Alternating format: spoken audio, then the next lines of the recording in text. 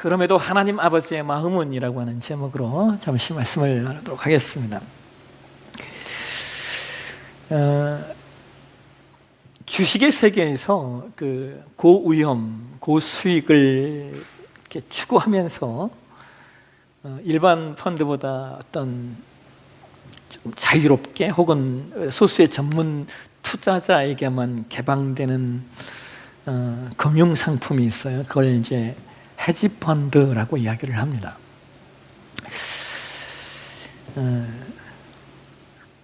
세계 최대의 헤지 펀드 회사 중에 브릿지워터 어소시에이트라고 하는 회사가 있어요. 이 회사의 창립자가 레오 달리오라고 하는 분인데요. 이분의 재산이 한 170억 달러래요. 그러니까 한국으로 환산하면 한 19조 원 정도가 된다는 거죠.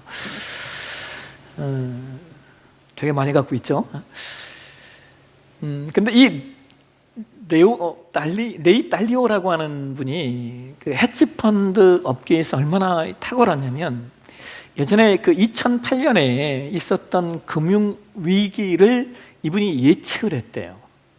그걸 예측을 하고 그것을 투자에 이렇게 반영을 해가지고 막대한 수익을 올렸다는 거예요. 그러면서 이제 세계적인 명성을 갖게 되었는데요. 무엇보다 이 레이 달리오 회장이 얼마나 치밀한 전략가이고 얼마나 탁월한 분석가였는지를 알 수 있는 내용이 그가 40년 동안 그 회사의 그 회장으로 이렇게 있었는데 그 40년간의 투자에서 마이너스 수익을 낸 것이 단 4번밖에 없답니다.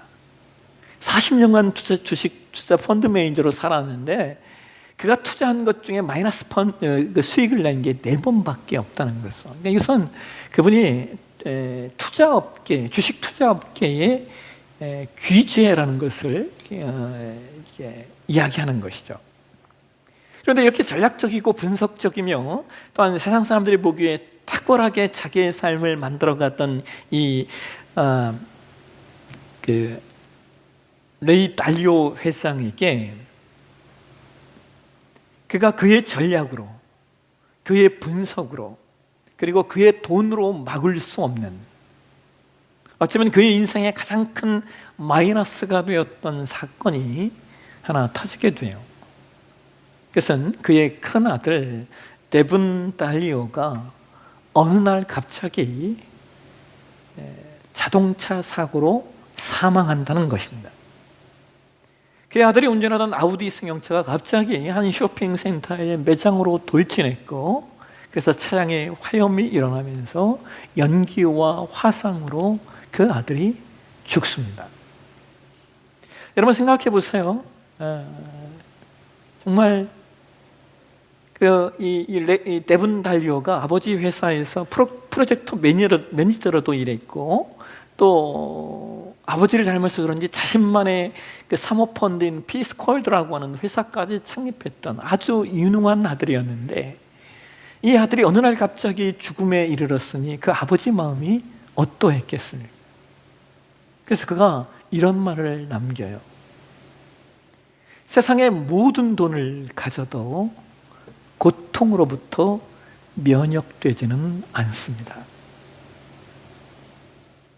돈이 많아서 생명을 연장할 수 있을런지는 모르지만 여러분 아무리 돈이 많아도 죽음을 막을 수는 없습니다.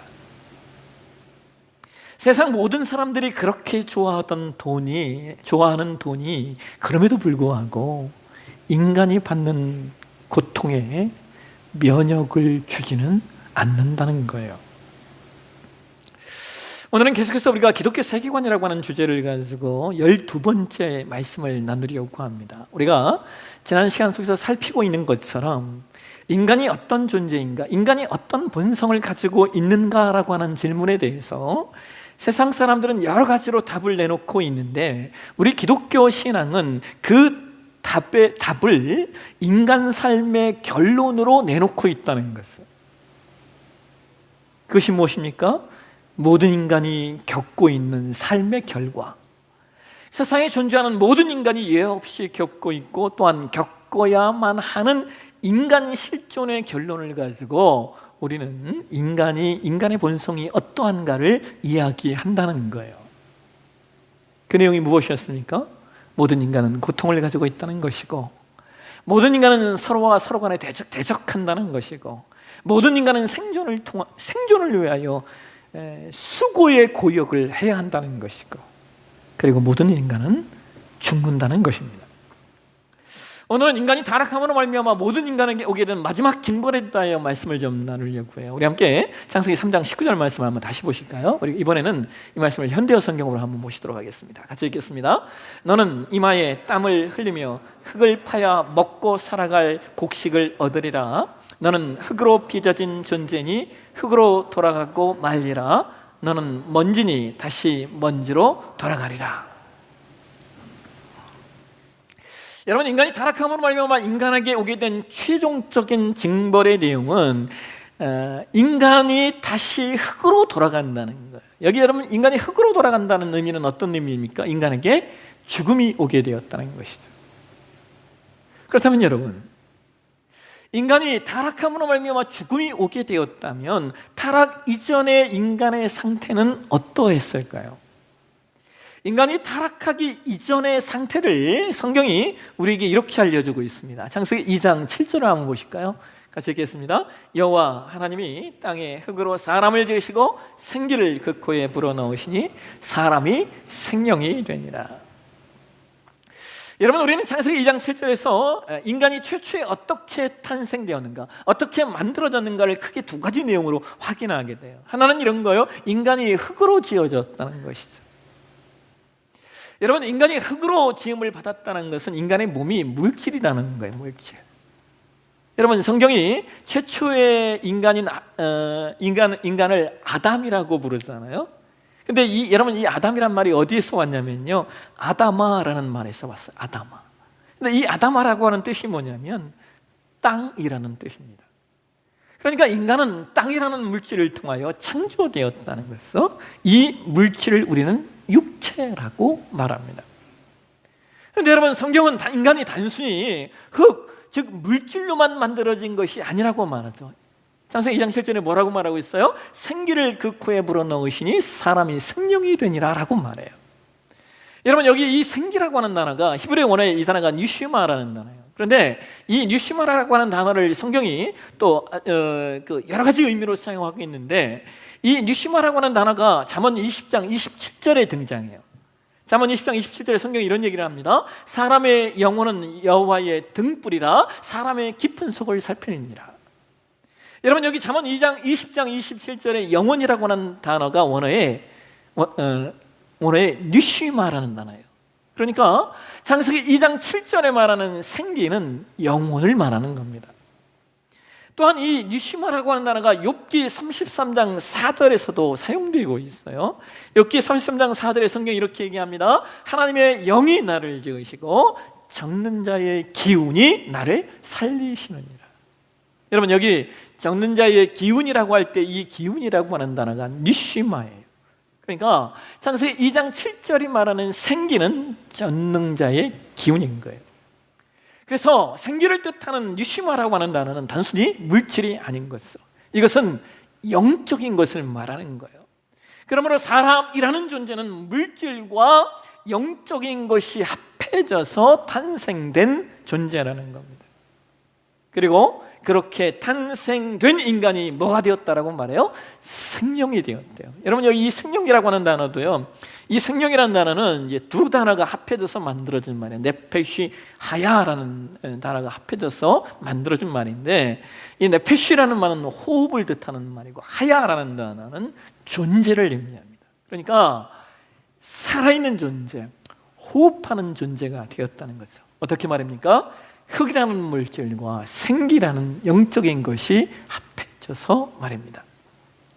여러분, 저는 이 창세기 2장 7절을 보면서요, 참 이렇게 마음이 뜨거워졌던 표현이 하나 있어요. 창세기 2장 7절 한번 다시 한번 보실까요? 성경이 그렇게 말해요.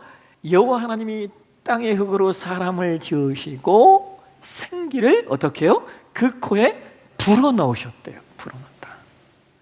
여러분, 여기 이 불어넣다라고 하는 단어가요, 아주 특별한 단어예요. 이게 와이파흐라고 하는 단어인데, 이 와이파흐라고 하는 단어는요, 사람과 사람 사이의 인격적 관계를 나타낼 때 사용되어지는 단어예요. 뭐냐면 얼굴과 얼굴을 맞대고 친근하게 입맞춤 하듯이 그 대상, 상대에게 자신을 수여하는 행위를 가리킬 때 사용되는 단어가 와이파흐라는 단어예요. 그러니까 하나님이 인간을 창조하실 때 어떻게 창조하셨는가를 우리가 놓치지 않으셔야 돼요. 인간은 그냥 물건 찍어내듯이 만들어진 존재가 아니라는 거죠. 인간은 산의 나무나 산의 들짐승처럼 만들어진 존재가 아니라는 거예요. 그러니까 여러분, 에베소 2장 10절에 보면 성경이 인간 존재에 대해서 이렇게 이야기를 하고 있어요. 에베소 2장 10절 말씀 한번 보실까요? 같이 읽겠습니다. 우리는 그가 만드신 바라 그리스도 예수 안에서 선한 일을 위하여 지으심을 받은 자니 이 일은 하나님이 전에 예비하사 우리로 그 가운데서 행하게 하려 하심이니라. 여러분, 여기 이 만드신 바라라고 하는 말이요, 헬라어 원어에 보게 되면 이 단어가 포이에마라는 말이에요. 포이에마. 근데 이 포이에마라는 단어는요, 걸작품이라는 뜻입니다. 하나님이 인간을 어떻게 만드셨다는 거예요? 세상 모든 만물 중에 걸작품이 되게 하셨다는 거예요. 여러분, 재밌는 게 뭐냐면요, 이 포이에마라고 하는 단어에서 나온 영어 단어가 하나 있어요. 그게 뭐냐면 폼이라는 단어예요. 폼. 시라는 단어가 이 포이에마라는 단어에서 나왔어요. 그래서 인간은 포이에마, 하나님의 걸작품이고, 인간은 폼, 즉 하나님의 시가 되도록, 하나님의 노래가 되도록, 하나님의 운율이 되도록 하나님의 인간을 창조하셨다는 거예요. 여러분, 그러니 인간의 이 존재성이 얼마나 놀랍습니까? 그런데 문제는 이렇게 창조된 인간, 하나님의 걸작품, 하나님의 시, 하나님의 영으로 창조된 인간이 하나님 안에서 하나님의 말씀을 따라 살아야 하는데, 하나님 말씀에 불순종함으로 말미암아 하나님과의 관계가 깨지는 거예요. 여러분, 이것을 우리는 죄라고 말합니다. 여러분, 죄는 어떤 악한 행위적 사건을 말하기 이전에 죄는 관계의 단절을 말하는 거예요. 다시 말하면 죄는 하나님께서 하나님의 영, 하나님의 기운을 넣어서 창조한 인간이 하나님의 방식대로 살기를 거부하고 자신이 왕이 되어 자신의 의지대로 살려고 한 것을 가리켜 우리가 죄라고 말한다는 거예요. 그러니까 여러분, 인간이 하나님 말씀에 불순종하자 가장 먼저 나타난 행위가 이겁니다. 창세기 3장 8절 한번 보실까요? 같이 한번 읽겠습니다. 그들이 그날 바람이 불 때 동산에 거하시는 여호와 하나님의 소리를 듣고 아담과 그의 아내가 여호와 하나님의 낯을 피하여 동산 나무 사이에 숨은지라.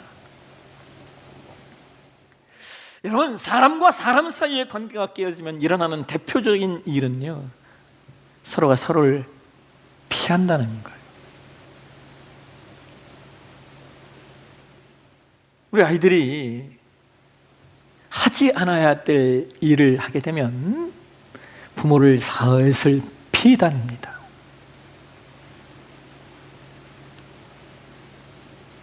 숨습니다.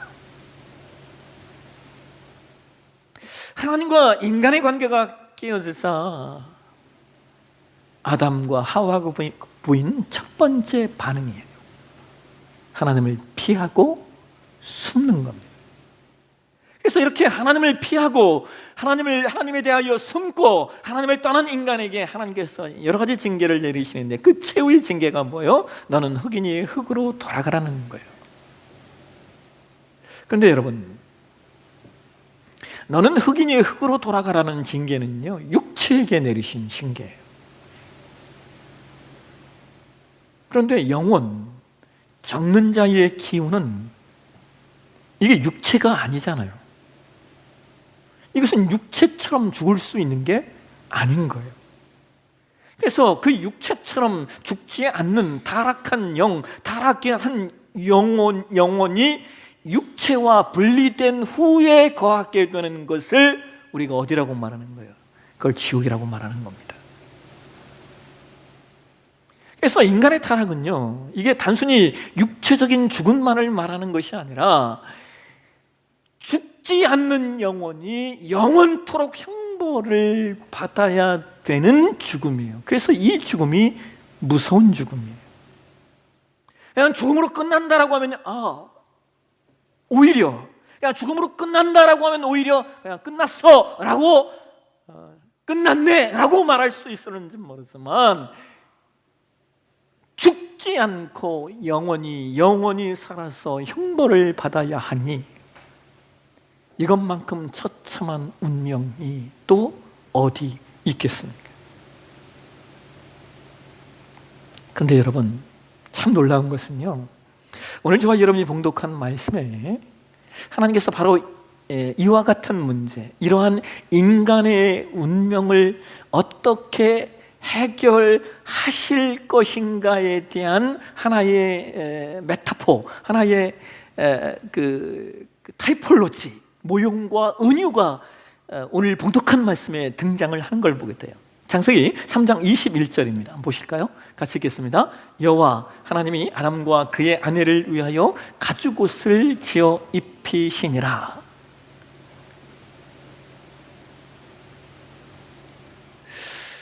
여러분,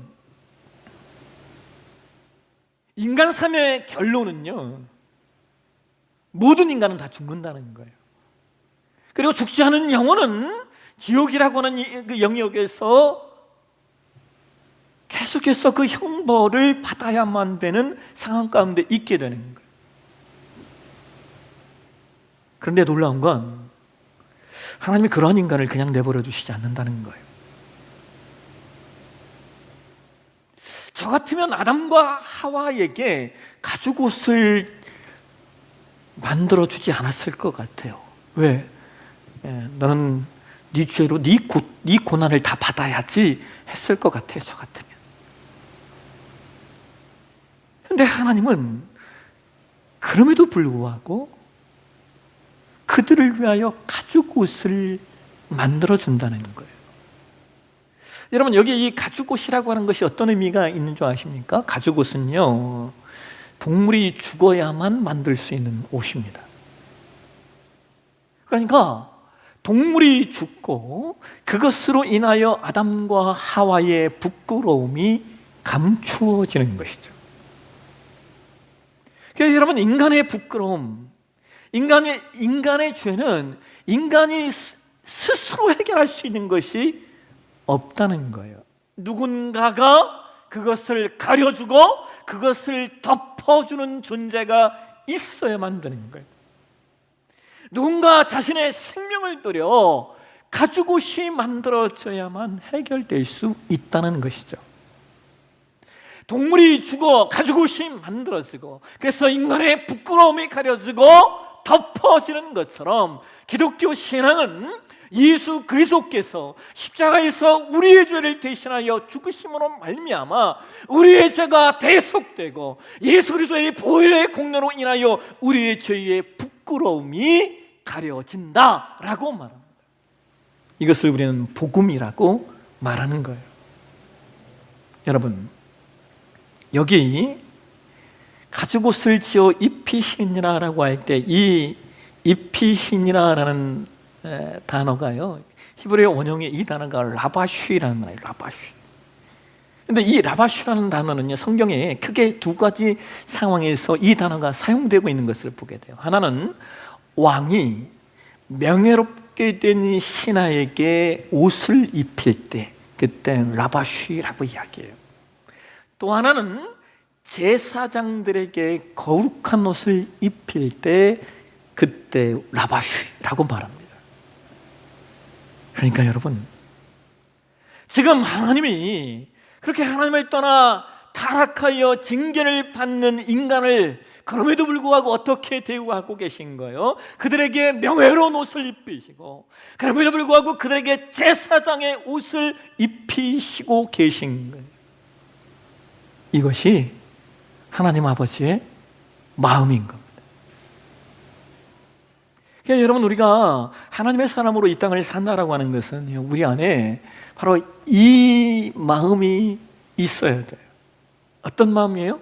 그럼에도 불구하고 가죽옷을 해 입히시는 그 하나님 아버지의 마음을 알고 그 마음을 담아 살아내는 것.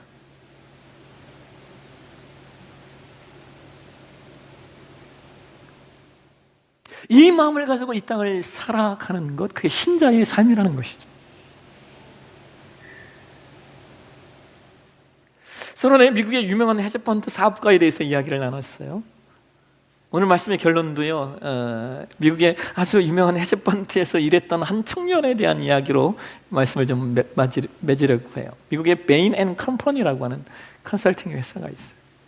이 회사는 그 미국의 MBB라고 하는 세계적인 3대 컨설팅 회사가 있어요. M, 맥켄지, 보스턴, B는 보스턴 컨설팅 그룹, 그리고 또 B가 베인 앤 컴퍼니를 말하는 거예요. 이게 3대 세계적인 컨설팅 회사라는 거예요.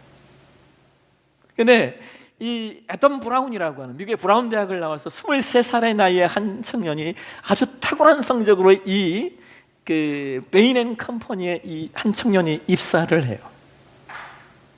이 애덤 브라운이라고 하는 청년인데, 이 청년이 세계적인 회사에 입사를 했으니까 얼마나 그 회사에서 자신의 아름다운 미래를 꿈꾸었겠습니까? 여러분, 세상에서 가장 많은 돈을 버는 회사는요, 돈을 갖고 사업을 하는 회사입니다. 그렇잖아요. 은행은 망할 일 없다고. 돈 갖고 사업하는 회사는 망할 일이 없는 거예요, 이게. 세계적인 금융 투자 회사에 입사를 했으니 이 친구가 얼마나 아름다운 미래를 꿈꿨겠어요.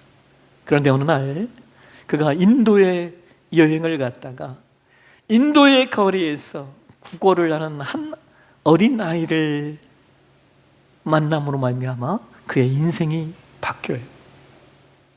그가 인도의 거리를 걷다가 국어라는 한 아이를 만났대요. 그래서 안타까운 마음이 들어서 그 아이에게 이렇게 물었답니다. 세상에서 가장 갖고 싶은 게 뭐니? 그랬더니 이 아이가요, 망설임 없이 그러나 아주 의외의 대답을 합니다. 세상에서 가장 갖고 싶은 게 뭐니? 라고 했더니 이 아이가 연필이요 라고 이야기를 해요. 아니 여러분, 이게 이해가 되세요? 예? 돈을 달라고 해야 되는 거 아닙니까? 아니면 먹을 걸 달라고 해야 되는 거 아니에요? 국어라는 아이니까. 그런데 이 아이가 돈보다 먹을 것보다 공부하는 연필이 갖고 싶었던 거예요. 이 애덤 브라운이 가방에서 연필 한 자루를 아이에게 꺼내서 건네주었더니 그 순간 그 아이의 얼굴에 번진 미소와 반짝이는 그 눈빛이 평생 잊을 수 없는 기억이 되었대요. 그래서 그는 그 후에 5년 동안 50개국 이상을 배낭여행하면서 수천 자루의 펜과 연필을 아이들에게 나누어 주었대요. 그리고 마침내 2008년에 그는 자신의 안정적인 직장이었던 베인 앤 컴퍼니를 사직서를 내고 단돈 $25를 가지고 Pencils of Promise라고 하는 약속의 연필이라고 하는 비영리 단체를 설립해요.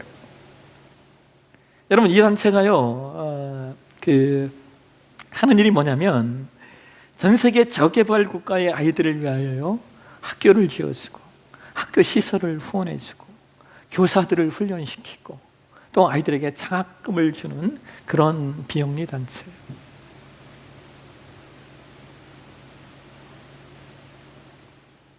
여러분, 이 단체가요, 이 유엔으로부터 올해의 교육기관이 선정돼서 아주 국제적인 인정을 받는 단체로 지금은 세워져 있습니다. 수많은 나라들, 아프리카와 동남아시아의 이 저개발 국가들에 들어가서 아이들을 공부를 시키고 있어요. 애덤 브라운이 이런 말을 해요. 한번 보실까요? 같이 한번 읽도록 하겠습니다. 당신의 인생을 이야기할 가치가 있는 이야기로 만드세요. 당신은 이 생에서 단 한 번의 기회만 갖습니다. 그리고 언젠가 당신이 떠났을 때 가장 중요하게 남기는 것은 당신이 살았던 삶의 유산입니다. 여러분, 사람은 언젠가 반드시 죽습니다. 그렇다면 저와 여러분은 우리가 존재했던 이 세상에 어떤 이야기를 남기시겠습니까? 언젠가 저와 여러분이 이 세상을 떠났을 때 이 땅에 어떤 유산을 남기시겠느냐라고 하는 거예요.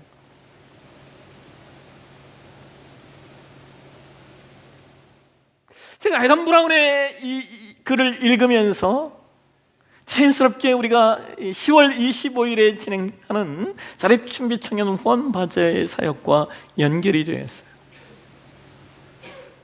그러면서 제가 에단 브라운은 Pencils of Promise라고 하는 그런 단체를 만들어서 세상에 영향력을 미쳤다면, 저는 이 자립준비 청년들을 위한 사역, 이 사역이 Ministry of Promise가 되었으면 좋겠다. 하나님과의 약속이 이루어져 이 땅에 자립을 준비하는 청년들과의 약속이 이루어지는 사역이 되었으면 좋겠다라는 마음을 가져봤어요.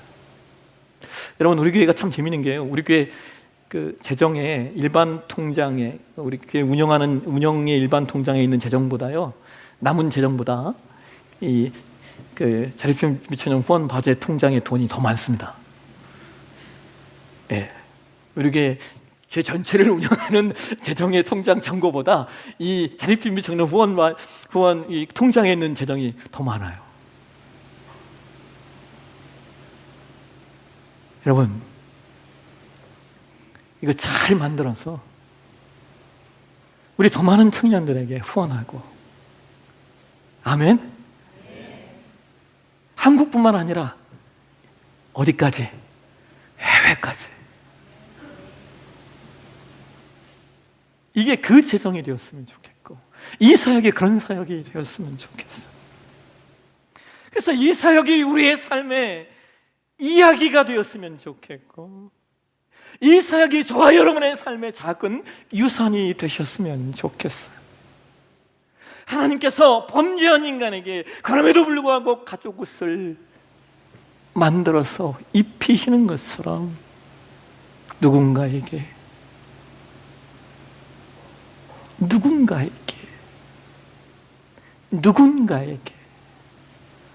작은 도움이 되는 그런 삶의 유산으로, 그렇게 그 하나님 아버지의 마음, 타락한 아담과 하와에게 가죽 옷을 입히시는 그 하나님 아버지의 마음을 가지고 세상으로 나아가는 저와 여러분이 되시길 주의 이름으로 축원합니다.